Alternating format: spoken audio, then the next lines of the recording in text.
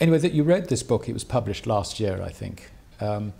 And since then, events have moved on.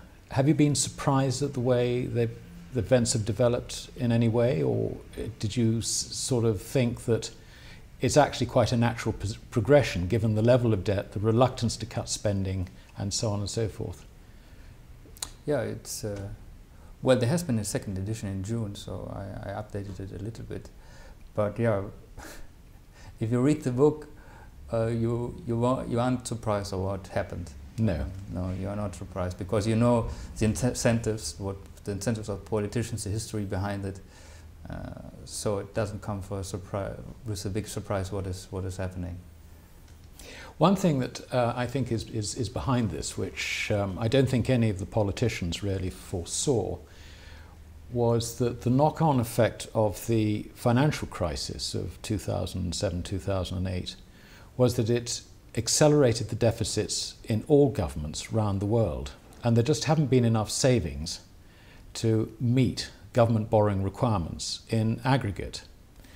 There's some countries have been able to print their way out of problems, such as America and the United Kingdom, but the ones that haven't been able to do it are these weak Euro states. How is that going to be resolved, do you think? Is there any resolution, or have they just got to cut their public spending very, very hard and get that back, firstly into balance, and then into a position where it can definitely be financed? Is there any other alternative? Yeah, this is the first.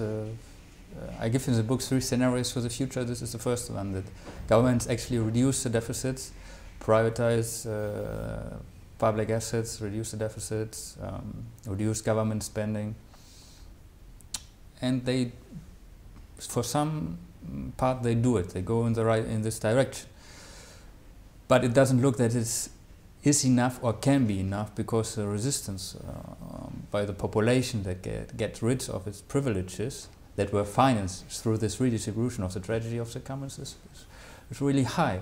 So we see that in Greece there are problems, in Italy, in Spain we will see the market is already discounting that there will be harsh reforms after the elections next Saturday or Sunday. So we will see if then there will be strong resistance in the population by labor unions, and if there can be measures drastic enough to reduce the deficits. And as you said, the deficits were already high before the financial crisis,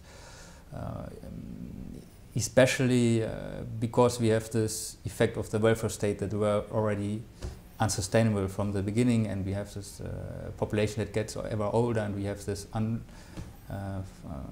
unaccounted liabilities in the future. So we were on the way to collapse, but the financial crisis, of course, it sort of brought it forward in a sense. Brought it forward very much. No?